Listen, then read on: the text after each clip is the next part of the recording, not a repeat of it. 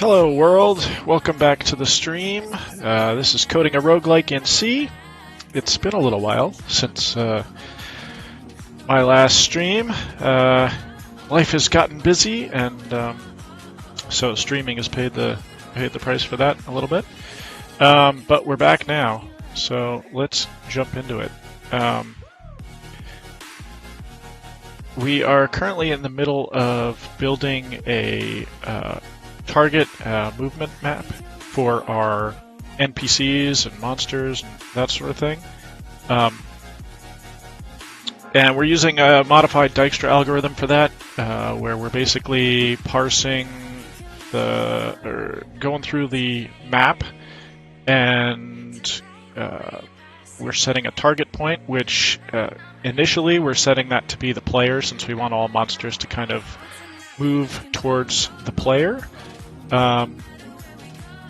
And so we're going to go through the map and assign each cell a kind of movement value, and then the process of moving a monster becomes simply checking the cells around that particular NPC and picking the one with the lowest value to move towards. So we're hopefully pretty close to finishing up the algorithm, and then we will run it through its paces. So I left a to-do for myself from last time, and basically we're going to assign values to the various cells. We're in a loop where we're looping through all rows and columns, and we're testing if, first of all, if that's a movable cell. It's not a wall or something like that. So if it's a movable cell and the value of that cell is greater than our cell value plus 1, then we're going to set it to that value. So basically, we're going to be radiating higher values out from the point at which the player is in the map. And then we're marking that we did make a change to the value, because our loop condition right now is, while we're still making changes, we're going to keep looping.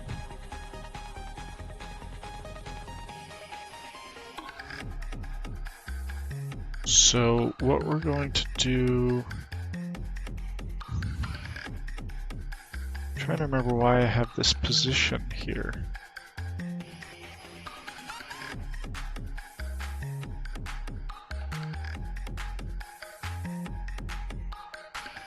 If the current value is unset, or it's not unset,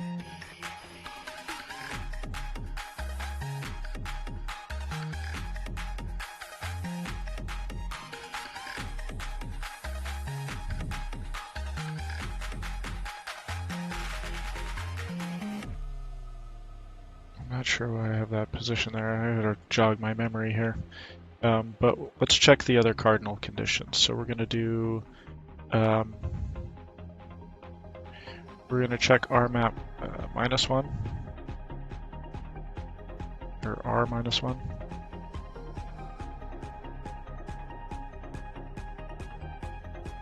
Oh, because there's that's we need it for we need it for pause. That we send it into can move.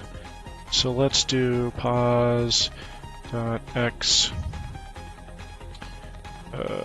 R -1.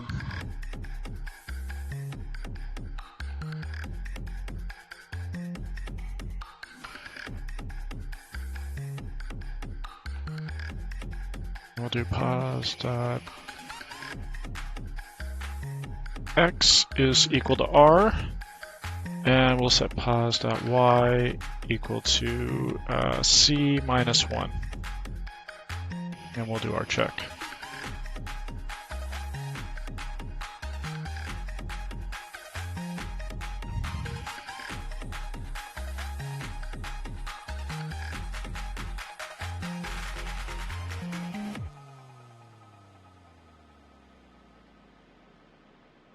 How's everyone doing out there this morning? It's a wonderful day for coding.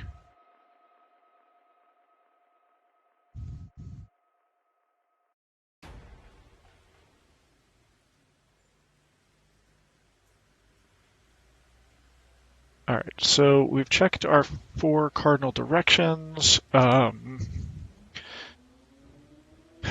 Let's just review the whole algorithm so I can remember what I was doing. So we're looping while changes are being made. We're going to loop through all the rows and all of the columns. And I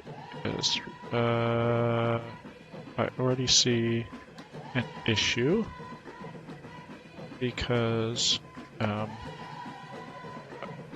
setting my R to loop between 0 and the width, so that's actually my column value.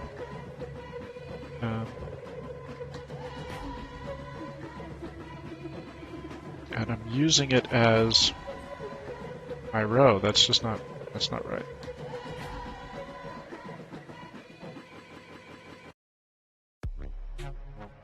So let's fix that up. I'm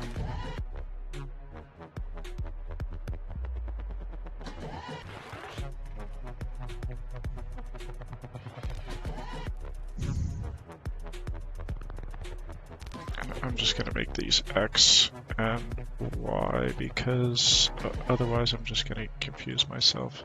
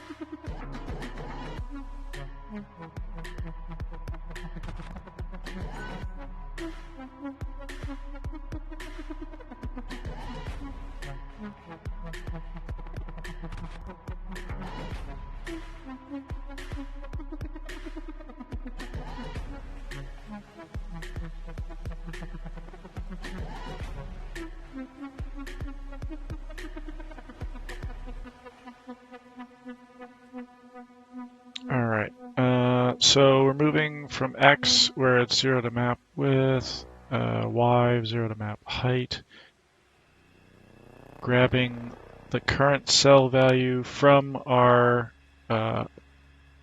map, which we are defaulting everything to unset here. So this is our target map, and we're marking all the cells as unset.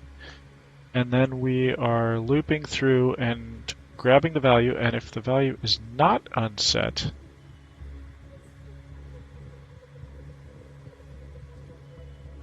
then I'm changing all the cells around it. So what I need to do is somewhere set the value. So I need, and we're going to set like the target point. It's going to get the value of 0. So let's, for now, I guess let's pass it in. X, target X, and target Y. So once we do our unset, once we default everything to unset, what we want to do is we want to mark our target, X.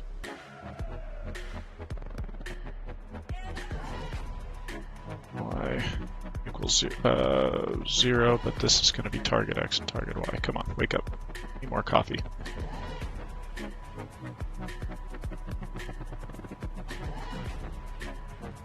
And I realize I made the same error up here.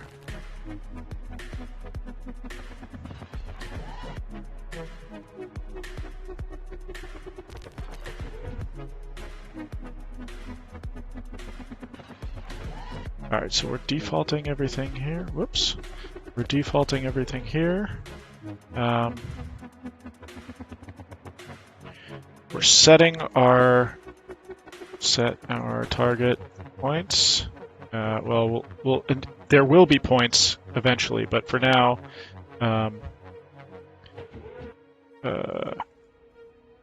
there we'll just set one. Calculate our target map. All right, so now we're looping through the entire map over and over again while we're still making changes. And this is not the most efficient. We'll figure out how to make it more efficient later.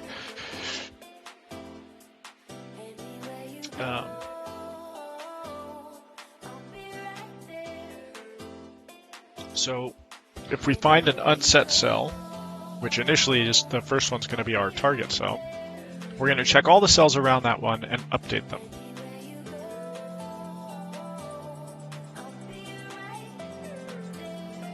And we're going to update them by incrementing the value in the current cell, which for the first iteration is going to be 0.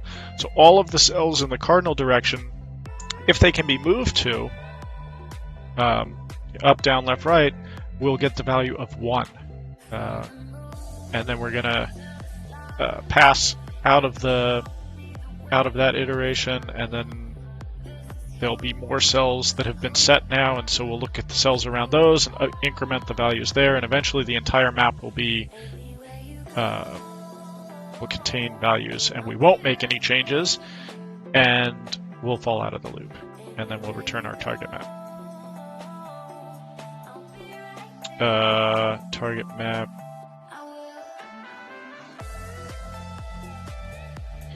How am I passing the target map in? What calls this?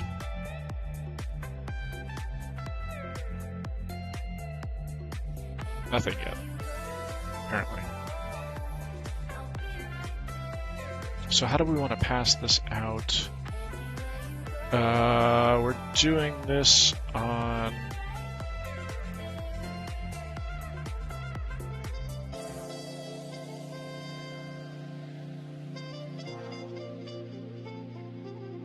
We have a movement update. Oh, target map is right here. So if player moved, let's uncomment this. So is target map a global at this point? Nope. We'll need to figure out what level we want to persist that at. So I think I'd like to pass it around.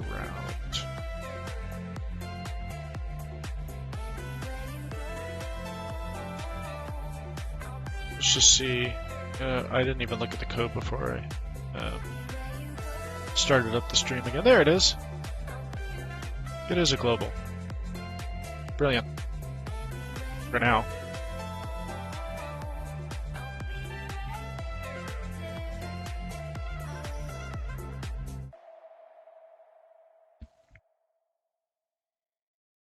All right.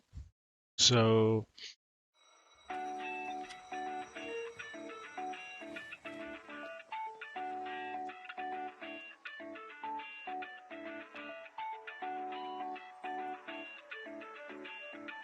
we're generating the target map, and then we're going to stuff it in the global, which means I should probably deallocate this.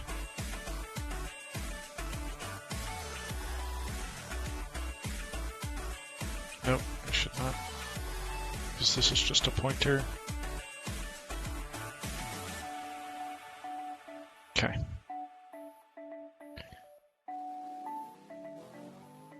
So I think what I want to do here is, if I'm going to be assigning, I guess I do it here, but that's weird.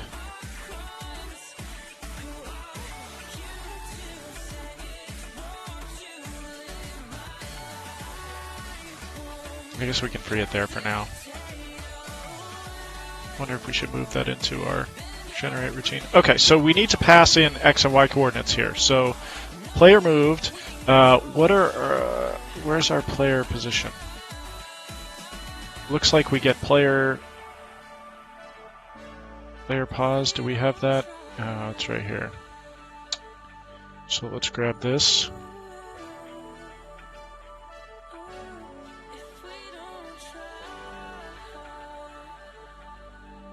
We'll grab our player position.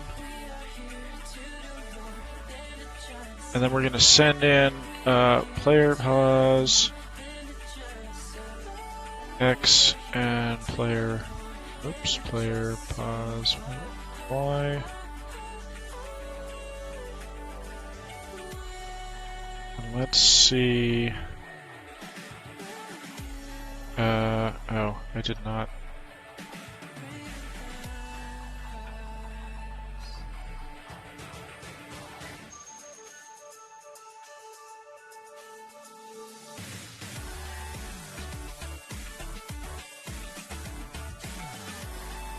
Alright, let's see. Oh, I've still got an R and a C somewhere. 340, huh?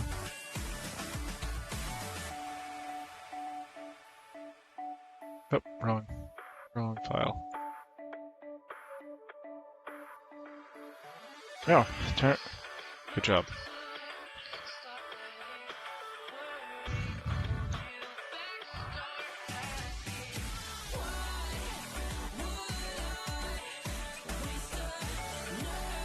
Okay, we compiled. We could roll the dice and just see if something explodes, if we're able to move or not.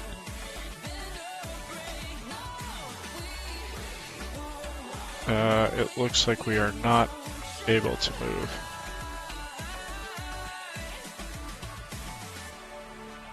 Oh, whoa, we moved. Okay, real slow. Wow.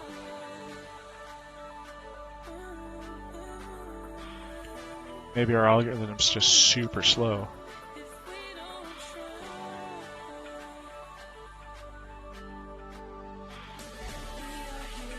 Should we throw it in the...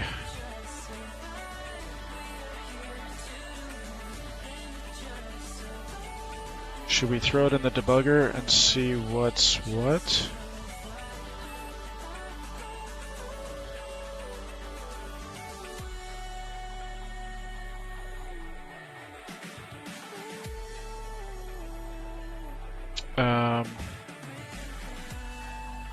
Sure, let's do that. Visual.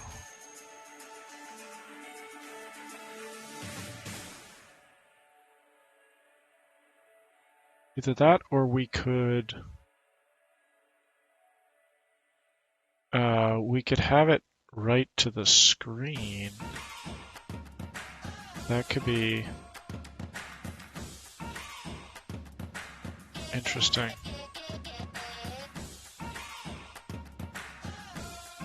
Alright, let's hide this, get this out of the way.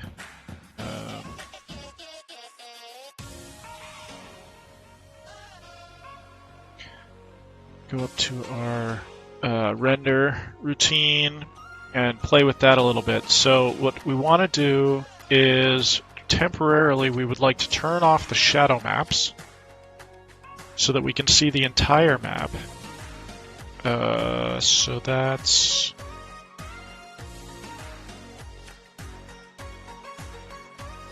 If we comment out...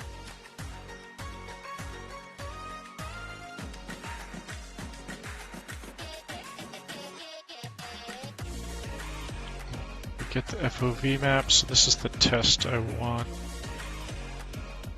Don't render forward a bit.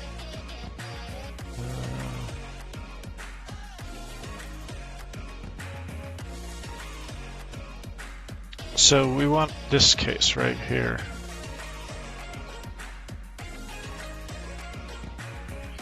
Comment this out, and then I'm going to comment out all of this. So basically avoid our test for the FOV. We're going to assume that it's visible. And then instead of rendering the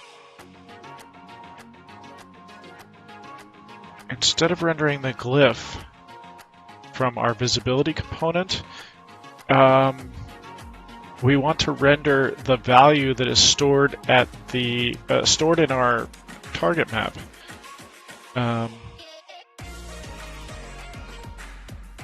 So let's just make a copy of this. Comment this one out for the moment, and instead of this,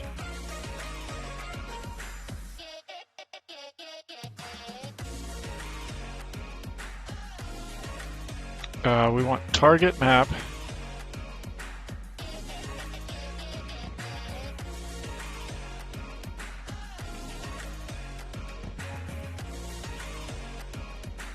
is it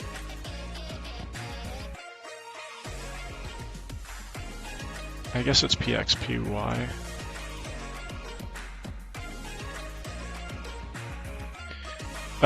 But we don't want to render, so that's going to yield an integer, and we want to turn that into the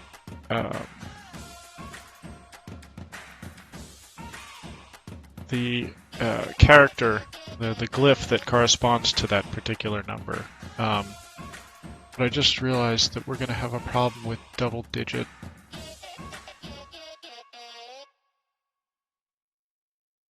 Alright, let's be a little bit better about this. So I32 val equals, because we can only display a single character in that spot, so I guess we'll just ignore the most significant digit.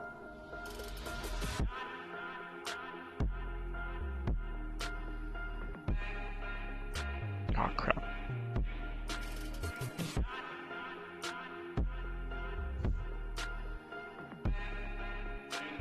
I'm gonna call this and we'll do char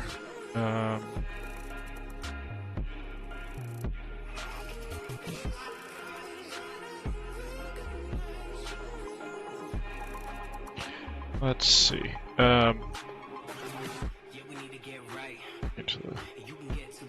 look this up int to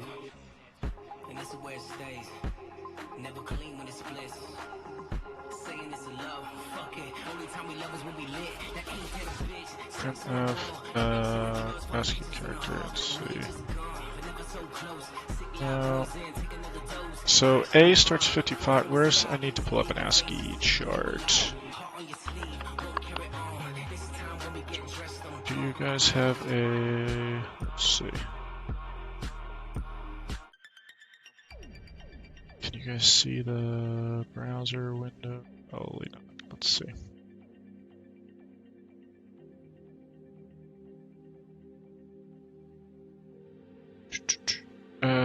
ASCII.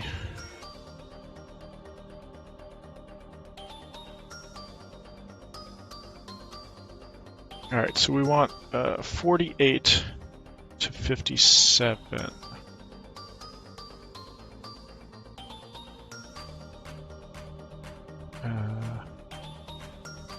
48 is 0.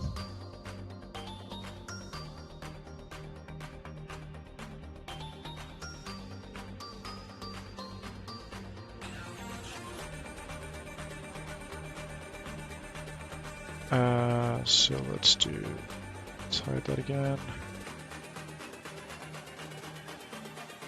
All right, so our val is going to be, first what we're going to want to do is we want to restrict it to values between 0 and 9. So what we're going to do is we're going to do this value mod 10, and then what we're going to do is take val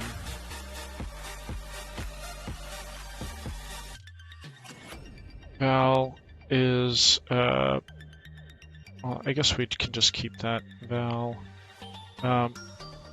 Is it CHR 48 plus val? Is that going to give us what we want?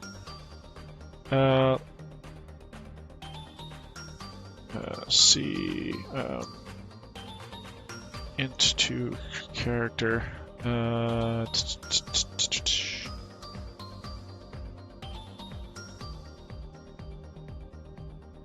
Maybe I just I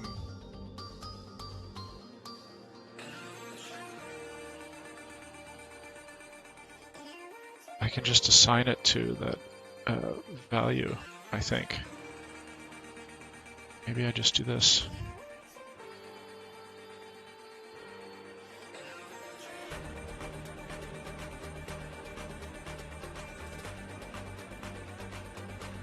Let's close that up. Put our terminal back.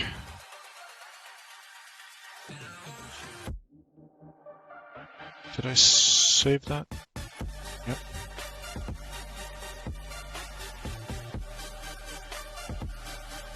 Alright. Oh, crash. Crashy.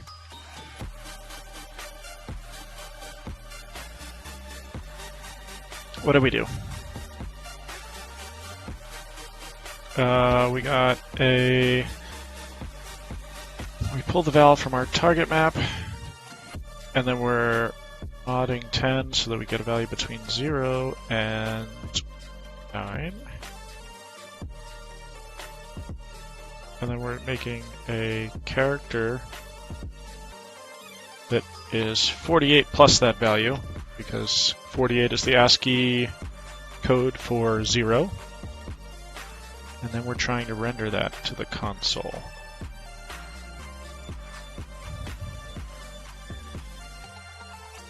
And I don't have my...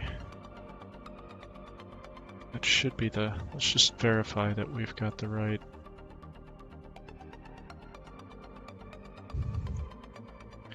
parameter there.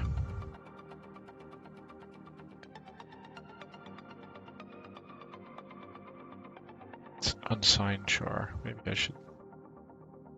specific.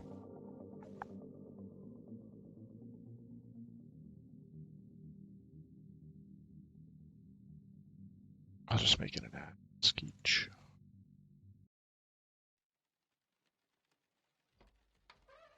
I don't know that that makes that big of a difference.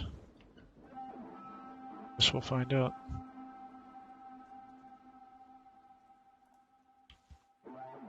Alright, let's debug it.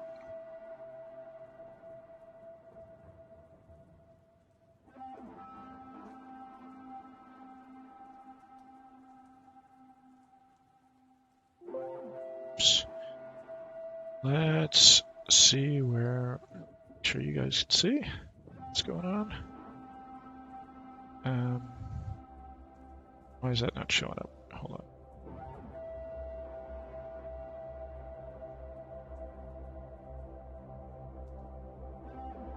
That's weird. VS is not showing up. Give me 1 sec. Let me see what's going on with that.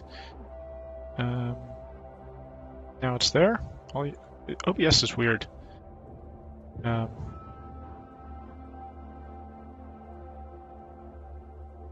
OBS is very strange sometimes. Just going into the settings makes it like realize that that source is there. Okay, so we crashed right here, and we crashed because why?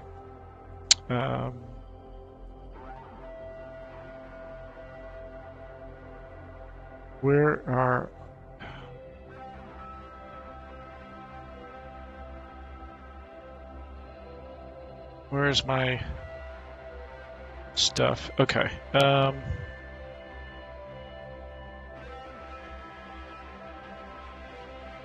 PX and PY are going to be what? That's going to be 16. First of all, let's look at my target map. Is that looks like that never got... Oh, you know what? So I don't actually initialize the target map yet. Okay. I think the problem is that I'm trying to access it before I even initialize it. So what I'm going to do is I'm just going to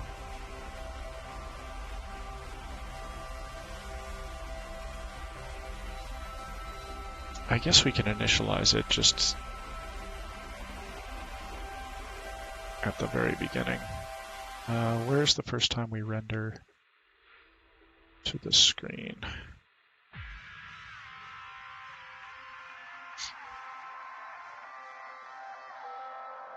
We render here. So as long as I mark that the player's moved, or I just do this.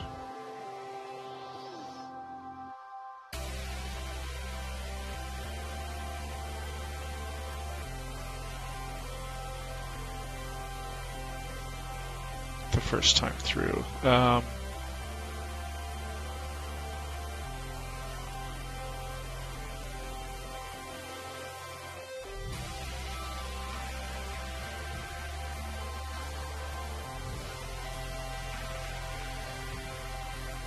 Where do we assign player position?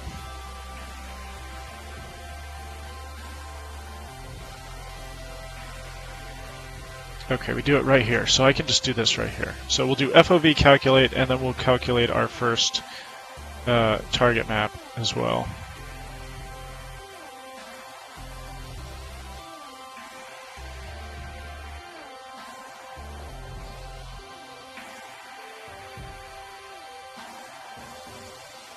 Okay, now here's where it's taken a while, I think. Whoa. Okay, so it took a long time to do that, but this actually looks reasonable. It's just taken a really long time to do it. So look, here's our player starting position. All right, and you can see as you radiate outward from the player, you get incremented values, and then because we can only show one, it goes to 0, and then it goes to 1 again, because this is actually an 11, 12, 13, 14. But the way it works is, so this is a creature right here, and then there's one over here and one over here. So if we needed to move this creature because he can see the player, when it becomes his turn to move, the movement calculation is super easy, because all that they have to do to determine the proper movement, or an intelligent movement, is check the four cardinal directions around where it currently is. So we've got 2 3s and 2 5s, and it moved towards the lower value. So it can move either here or here, and either of those is the optimal move that it can make, because obviously going diagonally is the optimal move, but we're not allowing that right now. We're only allowing up, down, left, right movements. So moving up or left towards the player is the correct movement. The next turn, if the player, well, I guess the player will have moved and will have recalculated the map, and so basically the creatures are always moving downward in value towards the player, because player is at point 0. And if in the future we wanted to designate other goals for the creature, let's say we decide to allow creatures to pick up equipment, and there was like a sword over here. Well, maybe we have this be a target point and this be a target point, and this is going to be a lot closer, so he's going to go over here first and then go to the player, because the values will have indicated that moving over here would have lower values and be closer to the target. So I'm actually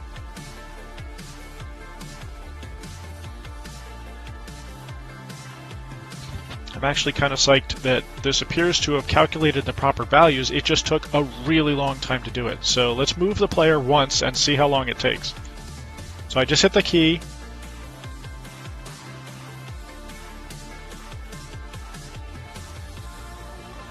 And we just calculated that, wow, that was a really long time. That was like, 10 seconds or something? So I knew that the algorithm was inefficient the first pass, because basically the first time I just wanted to get it working. I didn't realize it was going to be this inefficient. That's a long time. So let's jump into the code and see if we can start optimizing this generate target map. So our init step, we're looping through the entire map. we could perhaps I don't know that we can really find a faster way to do that. Because we could do something like zero out using calloc. We could zero out the memory, but since our target value is 0... Hey, funny guy, how's it going? Yeah, it was great meeting you at TwitchCon as well. Seems like so long ago. How's your game coming along?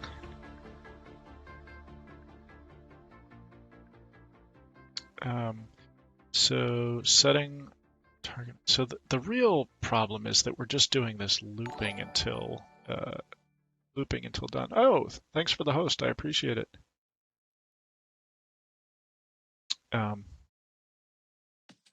We really need to figure out how to optimize this loop, because looping until... What am I working on? I am working on a classic ASCII roguelike written in C from scratch, using only the SDL libraries for rendering to the screen, but everything else kind of built from scratch. I use SDL2 for rendering to the screen, and I use one kind of C source code library from Sean Barrett for loading a ping file, which is pretty awesome. And I don't really want to go through the process of parsing out a ping file. Basically, the only reason I'm using a ping right now is for my character map.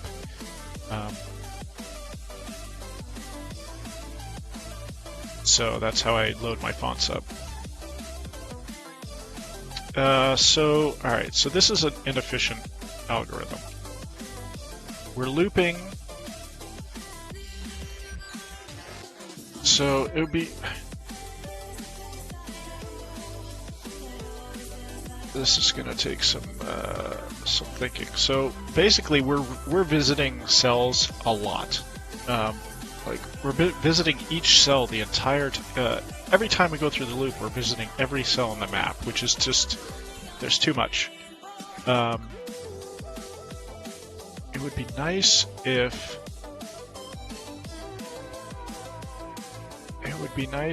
we could somehow determine a way to minimize how often a cell is visited.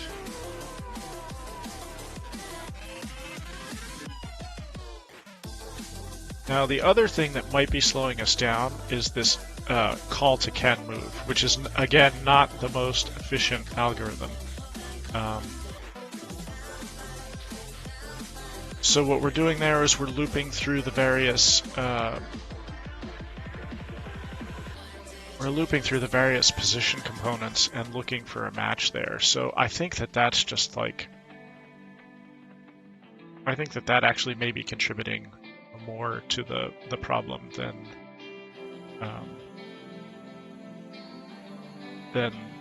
revisiting cells multiple times.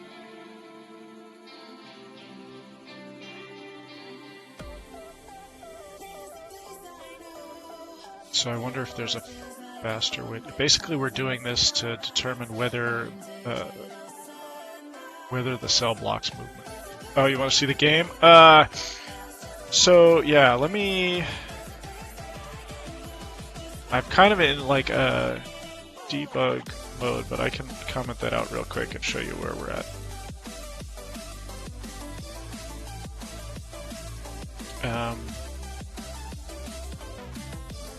So I'm going to comment out this code and reinstate this code.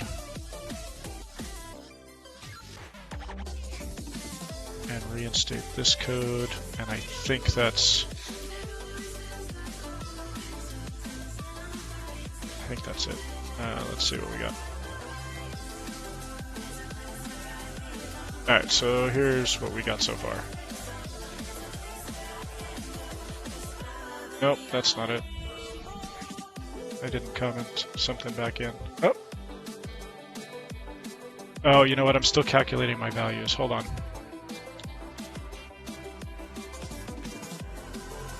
Please hold. I also need to comment out the calls to my super slow method. So I'm going to comment out this guy. And it's just right.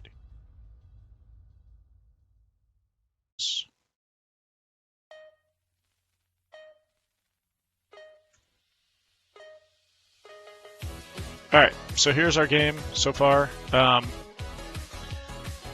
You've got, we popped into a room here. You can see that we've got limited line of sight here with our shadow maps. And we happen to have a goblin in the room, in our starting room, but as we move around, the movement is random at this point. That's what we're working on right now, is smarter movement for creatures.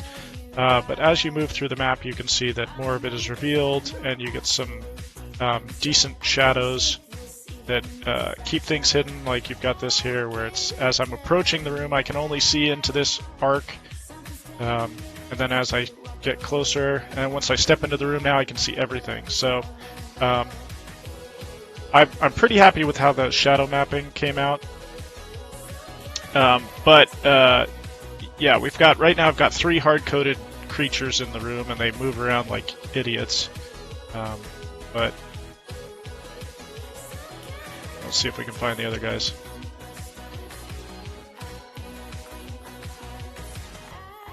And then you can see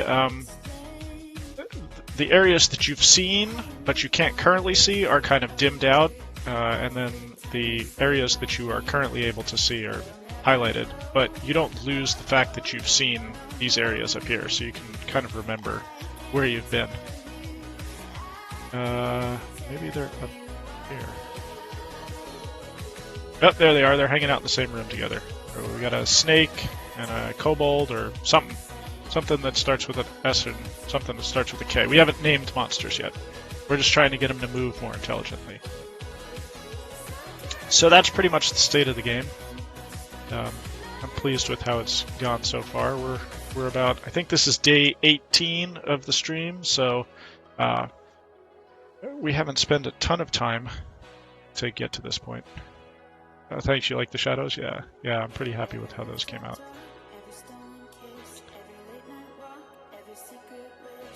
Let's hide that so you guys can see the code.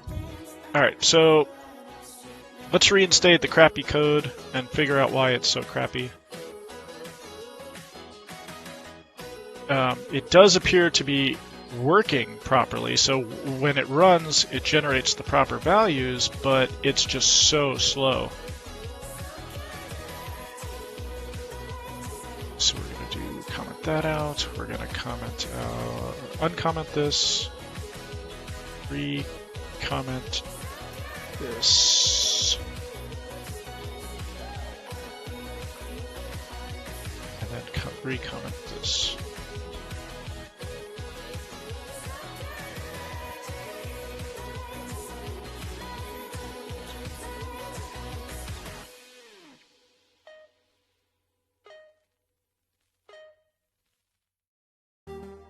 So right now we're calling this generate target map, and it's just taking a long time, like 10 seconds, to run through this function. So.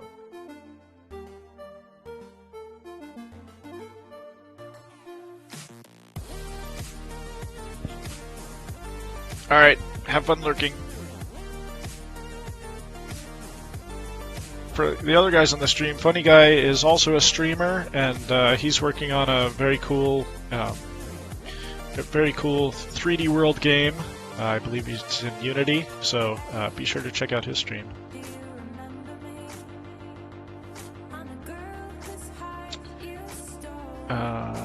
Okay, so I think I'd like to maybe optimize this can move, because we're already looping a lot, and then inside can move, I do more looping, so it's kind of a hidden cost. I'm just wondering the best way to do that.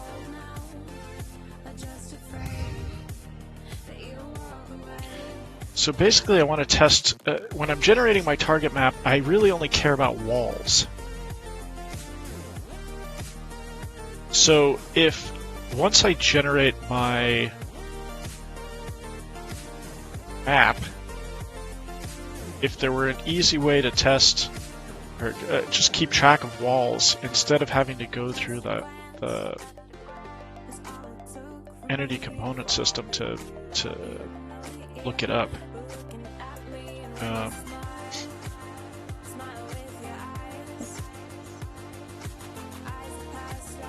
Like, it would be sweet if we had just an array of walls.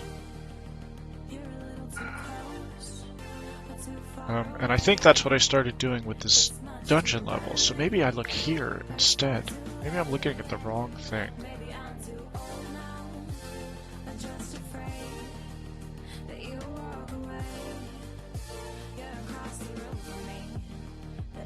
What do I do with this?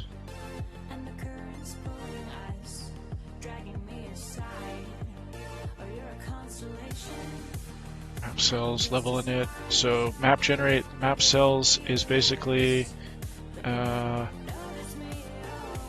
if it's a 1. No, sorry, these are all Boolean. So if it's true, that means there's a wall. So yeah, we're totally going to repurpose that.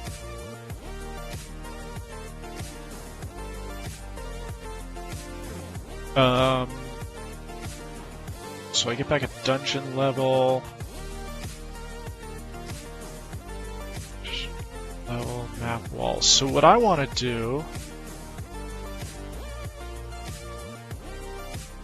is I want to write a separate routine because I still need can move. I need can move to be I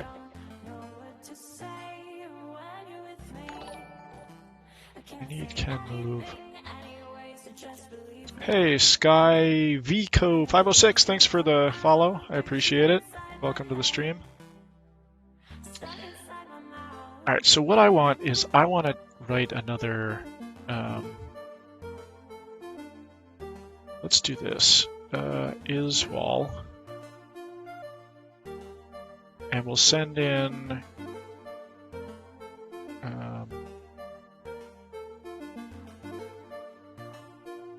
Let's just send in a position, because I think we have a position. Actually, we don't need a position, because the only reason we create a position is to send it to canMove. So let's make it easy for ourselves. We've got an X and a Y. They're both integers.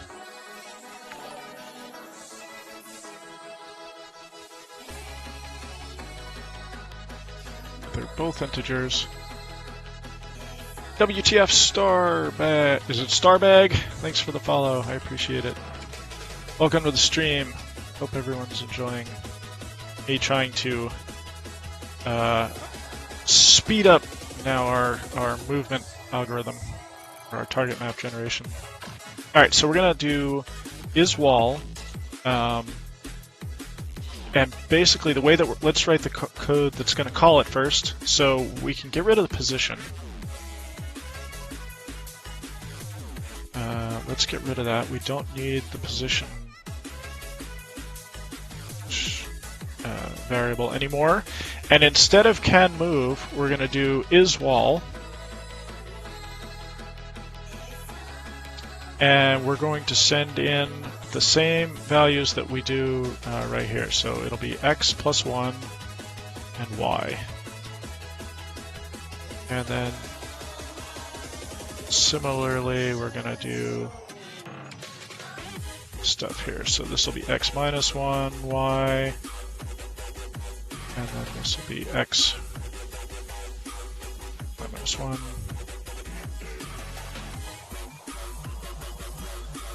xy plus 1. Alright, so now we have the code written that invokes the function, and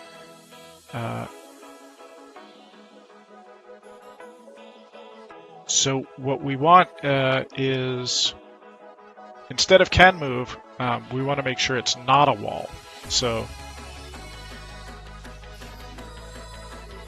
because if it is a wall,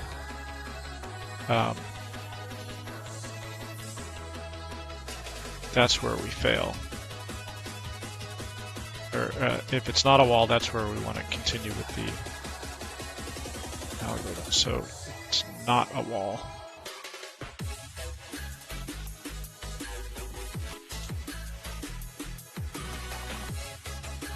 I will, yeah, I've got the patient ripped open on the table right now, so hopefully I'll be able to show the game in a few minutes once I finish this current algorithm.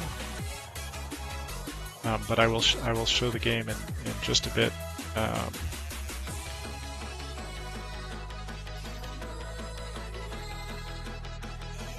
Actually, I wonder if I still have a recent compilation. Let me see. Oh yeah, I can show you the game. Okay, so I didn't rebuild since then. So here's the game real quick. Classic ASCII roguelike. We've already implemented the shadow mapping, and there are a couple creatures hard-coded in the game. There's one of them, and you can see right now they're moving around really stupidly because the algorithm is move in a random direction that is allowable. And so right now we're working on making the movements smarter, which basically it's going to be once the creature has seen the player, they will move towards the player. I think up until that point, maybe they'll move randomly. But once they've seen the player, then they will lock on the player, chase them down. So that's the current state of the game.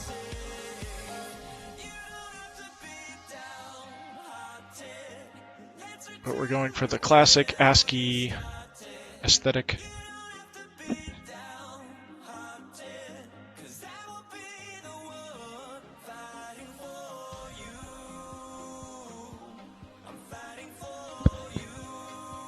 Alright,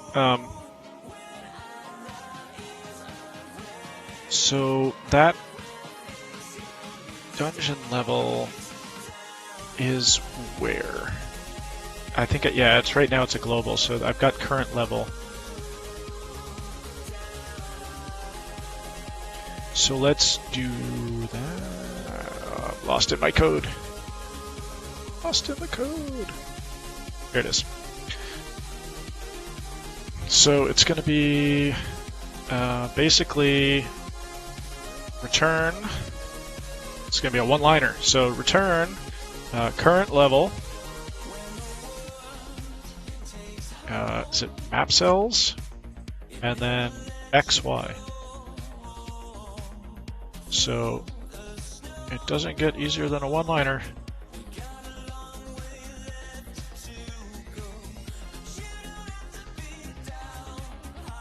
And basically this map cells is an array of Boolean values that we created during our map generation algorithm.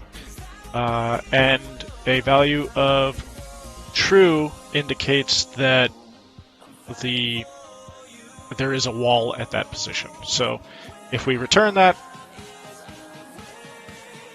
we can just straight up return the value as our is wall, which is nice.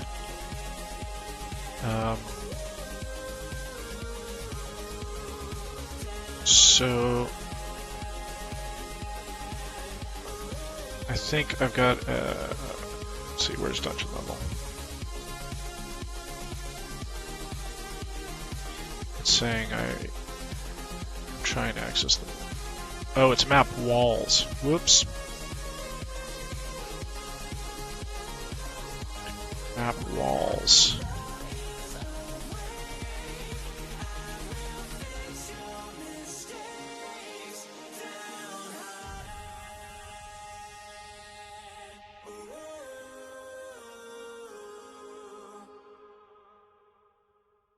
Alright, let's run this now and see if we've improved the run speed at all. Oh, that was way faster. There it is. Oh, that's beautiful.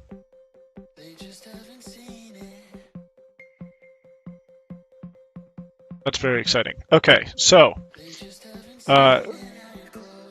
for you folks that joined after I was explaining what was going on, so basically this is our player, and you can see radiating out from the player are increasing values. So we're going to use those increasing values. We're designating the player as our target currently for our monsters. So, for example, if I wanted this guy over here, or I guess this one over here, to move towards the player and move towards the player in the most efficient way possible, I could use my target map and just look at the values in the cardinal directions surrounding me. So we've got 2 2s. We're only moving up, down, left, right. So up we've got a 2. That's undesirable because it's higher than where we are right now, which is a 1. Similarly here, we don't want to move here because that's moving away, but these 2 directions are 0s. So those are less than what I have right now in my current cell. So moving in either of those 2 directions is the optimal move. And then similarly, once you're in 0, then you move towards a 9, then you move towards an 8, then a 7, 6, and this will guide you home to the player, or towards whatever other item we designate as a target. So this is super cool that this works now. And it's much more efficient. So before I optimized the routine, it was literally taking 10 seconds every time to update the calculations, which is unacceptable. But this is very acceptable. All right, so that's very exciting.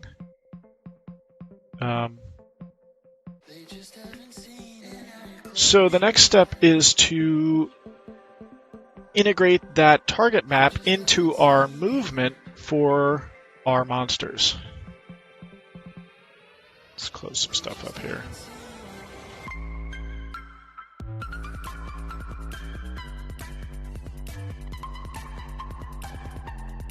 Okay, so we've got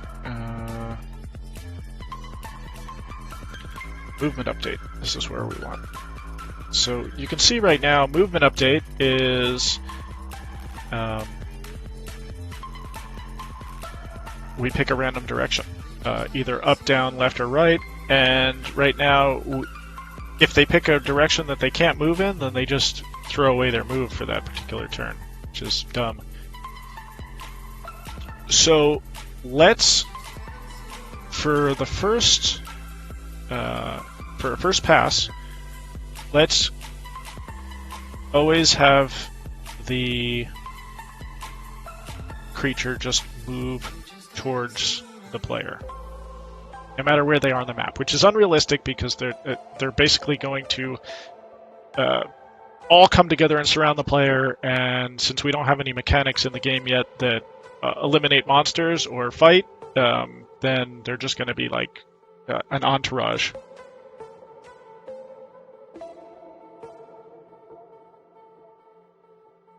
So we've got our target map.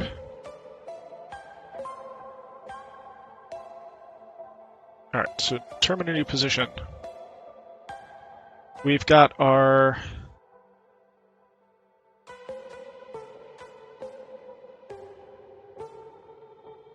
We're going to get the current value. Current...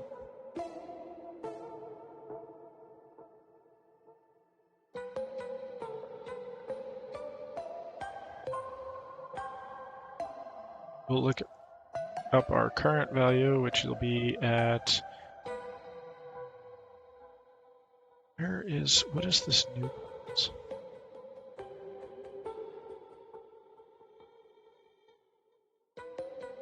I guess we initialize it to... It could just be px and py. So that's our current target value, and remember we want to move towards a value that is less than our current target value. So we're going to look around in the 4 cardinal directions and move in a direction that is less than where we are now.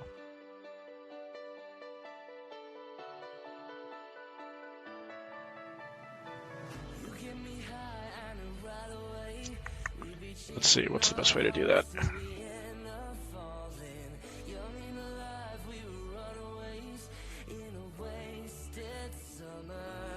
I guess chances are if you find a lesser value,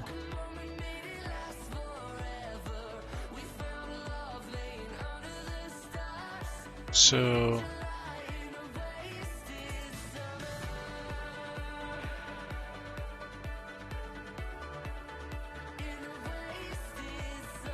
let's do if target map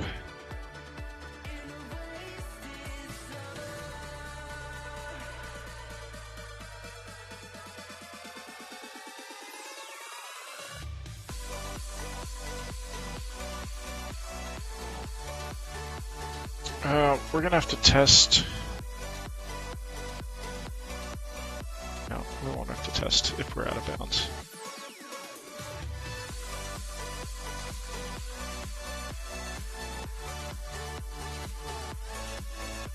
We'll have to test if we're out of bounds, because we always have walls on our edges, so we won't be able to fall off the map. Alright, so if the value of our target map is less than our current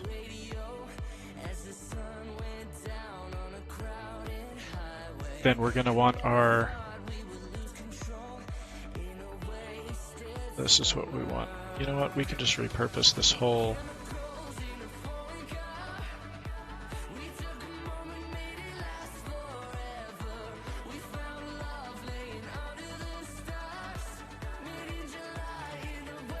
Why did it move the whole? Oh, that sucks. I grabbed a little extra. There we go. Get rid of all that stuff.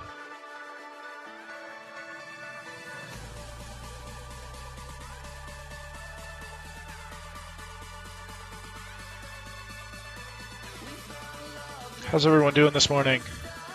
Or perhaps afternoon, depending on where you are, or evening.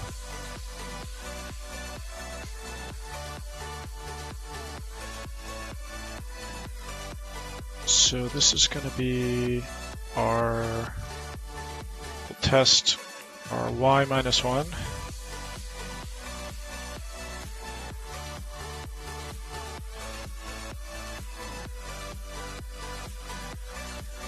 This will be our x plus 1.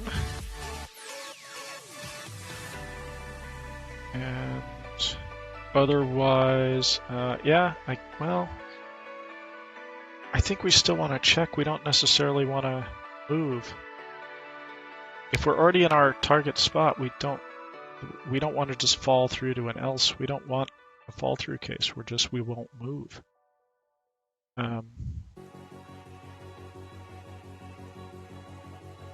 So this is our I plus 1 case.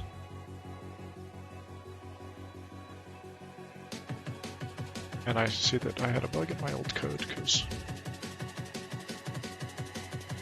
so they moved even dumber than I thought they did.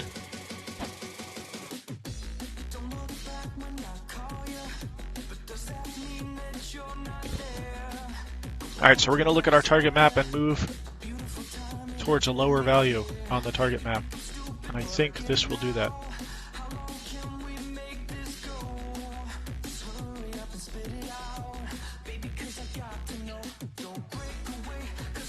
Let's see. Oh, I'm still drawing my... Alright, well, I guess let's see if it works. Nope, they seem to be moving.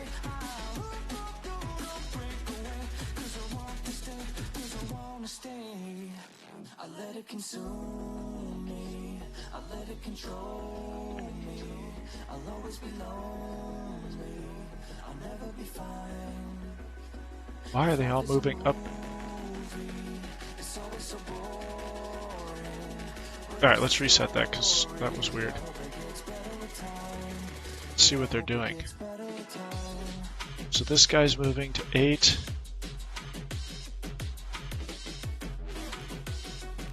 Oh, now I just... some issues.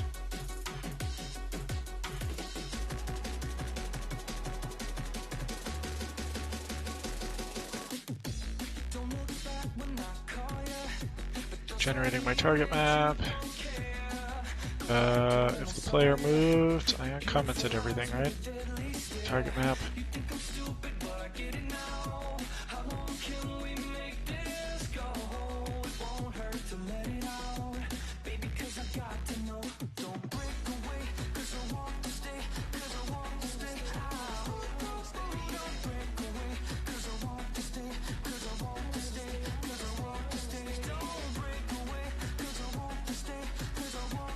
Watch that again.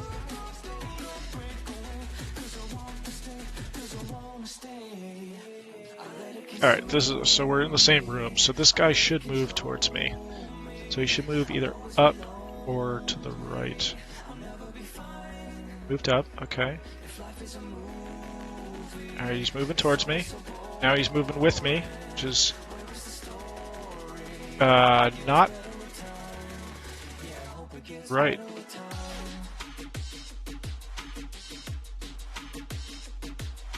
Now why is he moving up? That's weird. Okay, so he's not picking the right value.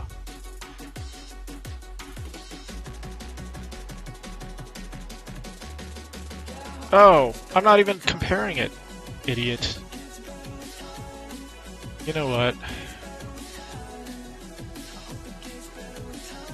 Tried to save some work by doing some copy pasta, and that never works. So what I need to do is, like in the first direction, which so it was working in some directions, but then they got dumb because I always need to compare to my target value. Alright, let's try this again. Let's, oh, and you guys didn't even see that because I still had the game up. So these values right here, I didn't have these comparisons to the current target value for these three cases, which was just an oversight. So let's do this again. Now we should see some more intelligent movement. Okay, he's following me around. Now, it's interesting that this guy right here is not getting closer to me. He's just kind of pacing me. However, these two guys are moving towards me, which is as expected. But this guy, I'm not really sure why. So, is it somehow doing the check?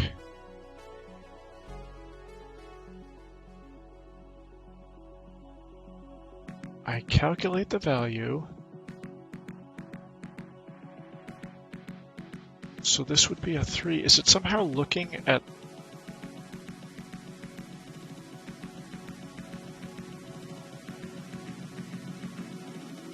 I wonder if I've got like an order type thing.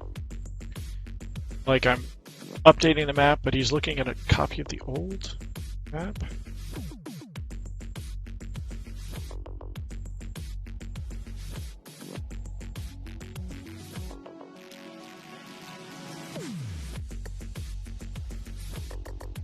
Alright, now that guy's stuck to me like glue.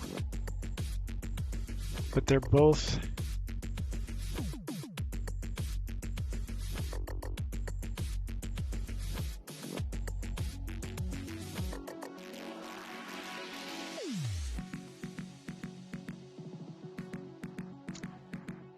So yeah, I believe it's the order in which I'm checking it. So basically you can kite this guy.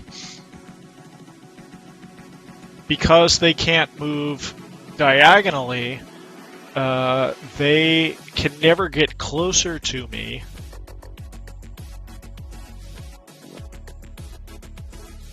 Because of the ordering that... Okay.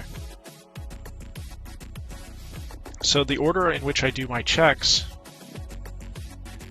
the cardinal direction, the optimal value is going to be either to move parallel to me or to move closer to me. So I need to inject some variance so that they don't always have the same movement in that particular situation.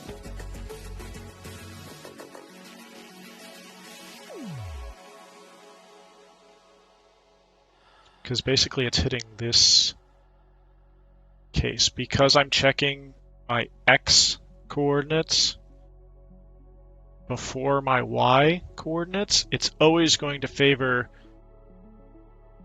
moving alongside. So what I need to do is kind of narrow it down to if there are multiple optimal moves, like kind of pick one.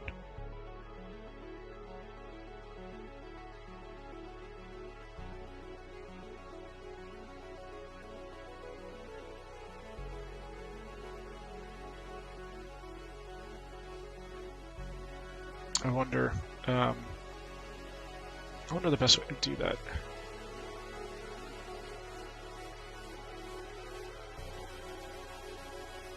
But that said, let's reinstate the game code, the actual game code, so that, because we can see that everything's working. Elite SCV, thanks for the follow, I appreciate it. Welcome to the stream.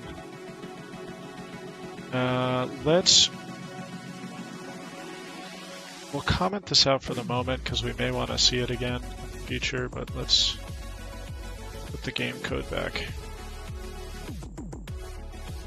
Now that we have intelligent creature movement.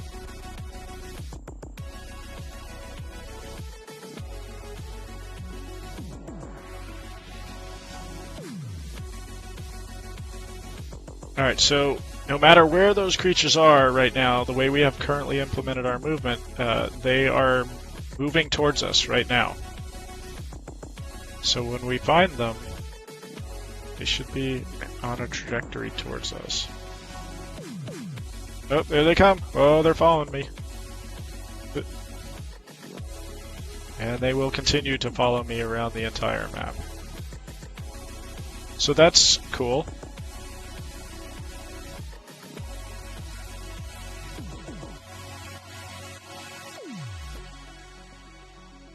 Run away. Okay. So our movement is much smarter now. There's a couple things that I want to do to improve it, but I think I'm just about out of time for this morning, so I'm going to make some notes to myself. One thing that I would like to do is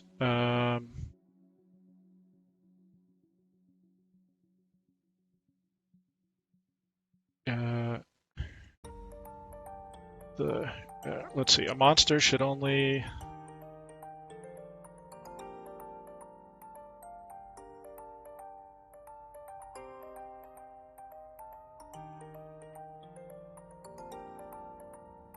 A monster should only move towards the player if they've seen the player. Otherwise, every level is just going to be like the monster slowly drawing to your position and then you're just done for. So that's not realistic or fun. So a monster should only move towards the player if they've seen the player, and then we should evaluate all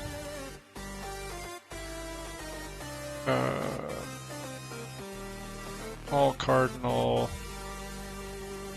direction cells and pick between, maybe pick randomly between optimal. Oops.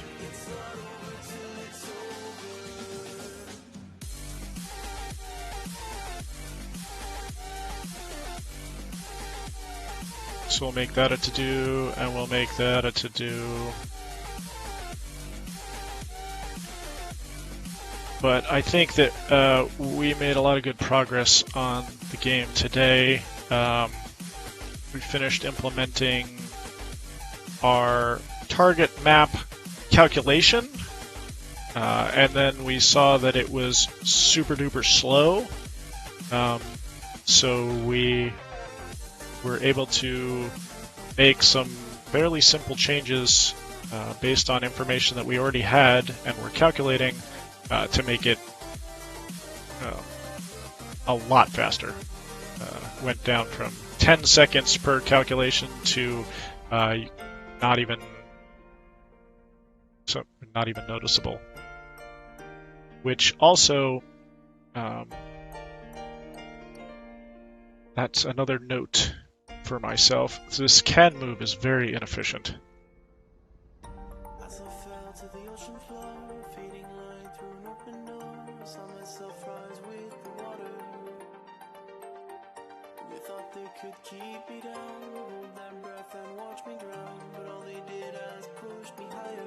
So I'll make a note for can move because this was our problem function, and it has to do with the fact with the way that we're storing our entities right now. So eventually we'll overhaul the entity component system. I decided to go for simple rather than over-engineered at this point, but I think it'll suit our needs, at least for our basic game.